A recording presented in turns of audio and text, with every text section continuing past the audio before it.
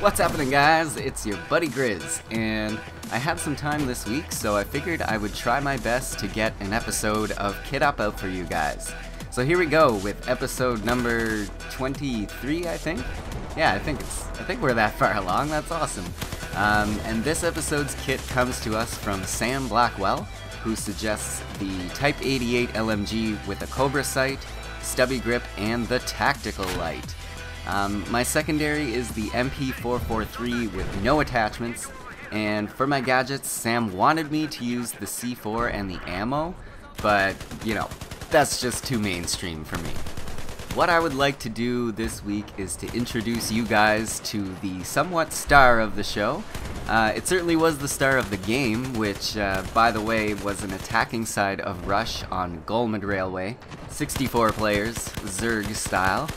I usually try to avoid these 64-man Rush games because I just find it too much. There are way too many people, at least for the maps in Battlefield 4.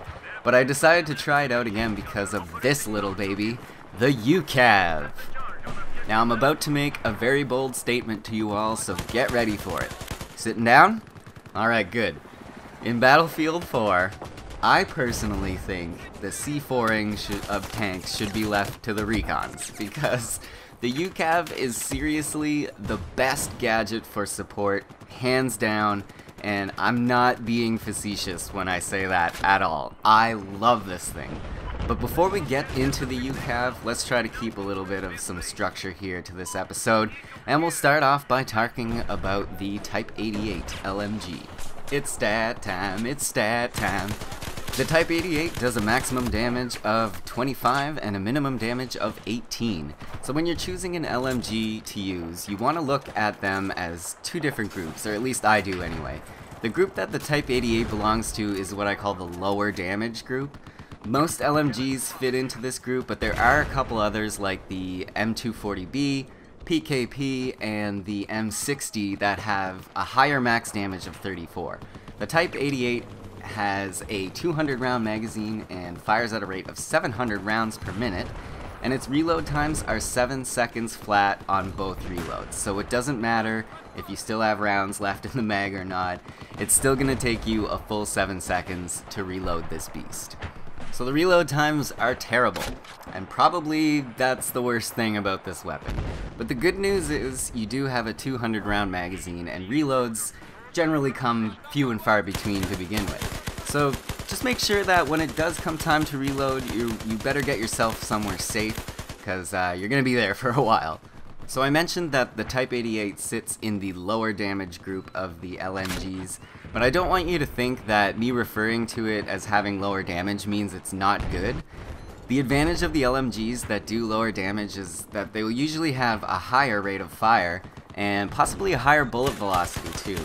So you've got to make the choice of whether you want a higher damage per shot, or to be able to put more shots on a target in the same amount of time.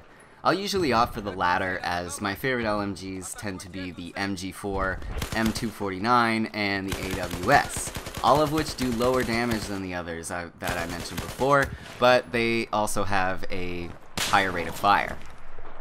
So there is really no need to think that the LMGs that do lower damage aren't as good as the ones that do more. That's definitely not true, and I personally like a few of the lower damage LMGs better than the higher damage ones. LMGs are most effective when they are used at medium to long range. They really suit the support player who does just that, supports his team. By my definition, supporting your team with an LMG means hanging back a bit, laying down covering or suppressing fire, and dropping ammo like it's going out of style. And basically only pushing up on the enemy when you have support yourself. I wouldn't recommend all-out rushing playstyle with this weapon, and weapons like it, because they tend to be big and bulky, and they generally fire at a slower rate. So obviously this isn't going to be the best choice for clearing rooms or engaging close quarters battles. If you want my recommendation on how to play this setup effectively, it would be to stay back and be the support player that everyone wants you to be. First of all, drop ammo everywhere. Just keep randomly hitting that key, toss ammo out like they're hotcakes. Lay down some suppressing fire at faraway targets. The Type-88 LMG is very proficient at medium and long range. Max distance on this thing is 900 meters, so you can do a lot of work from really far away.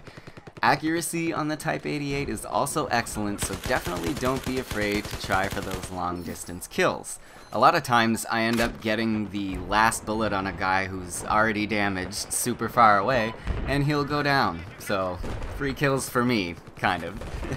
And that is basically what I was doing this entire game. This is the first episode of Kit Up in a long time that features one single game for the whole gameplay. For the whole video, I mean. But man, with this setup, I went ham. I had what my friends and I refer to as a Brian game.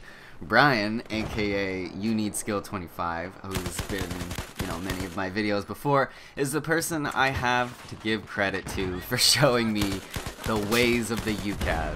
And he has these types of games all the time and gets called a hacker all the time, and it's quite hilarious. Okay, so it's time to talk about this miracle of a gadget.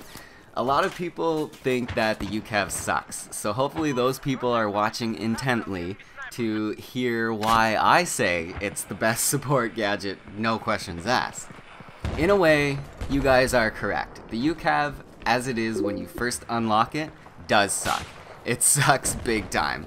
But I'm guessing most people tried it a few times and then just tossed it aside because they are tired of getting vehicle mobility hits and yelling, "How did I not kill him? I hit him right in the face with it!" I know, guys. I know. But what I think a lot of people don't know is that if you can manage to get, I think, 10 kills with it, which is not that much, you'll unlock the airburst feature for the UCAV. And this is a game changer. Now, the way you're going to get these kills, the easiest way is probably just by going after infantry. Just direct impact those infantry guys. After 10 of them, you get the airburst feature. And with the airburst feature, you can detonate the UCAV in mid-flight whenever you want, and the result is like an explosion that will devastate infantry. I'm literally talking about double kills, triple kills, quads. Oh my goodness, guys, like it's just so good. But you don't want to look like too much of a noob when you're using the UCAV, obviously, so make sure you don't just stand in the back of the map waiting for your UCAV to reload every time, because that is just simply not that much fun. It takes 1 minute and 30 seconds to reload the UCAV, and you can do it without the use of an ammo box. It's the same with or without the ammo box. So if you just sit back there waiting for reloads and launching one every 1.5 minutes, you're gonna have yourself a pretty boring game. So what I'll do is launch one when I spawn, because it's pretty much a guaranteed kill, but I'll continue to play as I normally would in the time that it takes to reload. Help your team push up while you wait, without going too far up, and I think you'll find yourself going on some pretty nasty and long kill streaks. The UCAV is still a little buggy though, I find. Surprise, surprise. You probably noticed in this gameplay that it looks like I'm detonating the UCAV right on top of some of these guys, but not getting the kills.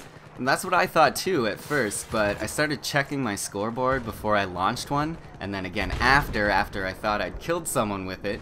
Sure enough, it was counting my kills, it just wasn't showing up on my screen that I had killed anyone.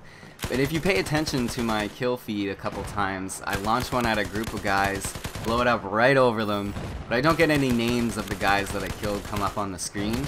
But what does come up is the text multi-kill, and I am getting the kills added to my score. So just a weird little bug there, and it doesn't bother me as long as I'm still awarded my kills on the scoreboard. Before I do my conclusion here, I just wanted to mention real quick that the MP443 is an exceptionally good sidearm. It's one of my favorite pistols, and I didn't end up having to use it in this game due to the playstyle I was employing. But if my opinion means anything at all to you guys, trust me when I say that the MP443 is never a bad choice for your sidearm. It's got plenty of bullets in the mag, fast reload times, and a good damage model as well. I find it comparable to the M9 or the P226, so if you like those pistols, you'll most likely enjoy the MP443 as well. So I'd like to say thank you very much to Sam Blackwell for suggesting the Type-88 LMG. I hope it didn't upset you too much that I changed the kit a little bit, but when it comes down to a support class loadout, everyone just automatically goes for the C4 and ammo combination. And I just wanted to bring to light a different gadget that I think can be just as effective, if not more, than the C4.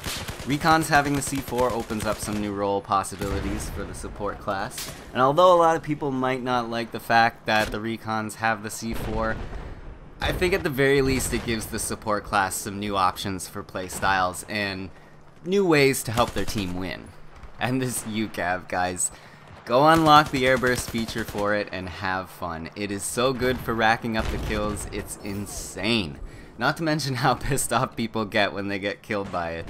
I wouldn't recommend using the UCAV against tanks or other armored vehicles, but another thing it is exceptionally good at, and it's something that almost guarantees you a double kill, or at least one kill every time, is launching it at an attack boat or a rib boat.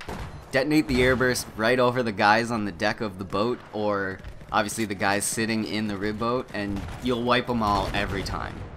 And one more good use for the UCAV is taking out campers. We all hate those recons that take the attack chopper at the beginning of the match just to fly it, ditch it at their camping spot. Let's say top of the hotel on Hainan Resort. Yeah, thanks guys, real team players you are. Let's put our entire team at a disadvantage by putting us down one attack chopper right away just so you can get your elite 800-meter headshots. Robble, robble, robble, robble. Anyway, my point is the UCAV can help deal with some of these camping jerks in those hard to reach places. And finally, it is super effective against scout helis too. If you get that airburst close enough, you can pretty much take a scout heli out in one hit. Transport and attack choppers will likely take 2 hits, but if they're already damaged, the UCAV will finish them off fairly easily. Anyway guys, that brings us to the end of this episode. I hope you all enjoyed the video, and I hope you may have learned something that you didn't know about the best support gadget out there, the UCAV. Don't forget to leave me your suggestion for next week's kit, as I still need you guys to do that for me. I don't know when I'll get a chance to do the next episode, but when I do, I'll need suggestions. Thank you so much for watching guys once again, and thank you for your continued support, even though I'm not posting as many videos as I'd like to. I've noticed that even though I'm not posting a lot, I'm still gaining subscribers, so thank you all who've recently subscribed, welcome, and I'll be back to full swing by early July. Once again, I'd like to thank you all so much for watching. 41-7 was my final score with the Type-88 and the UCAV, and I will see you all in the near future. Peace.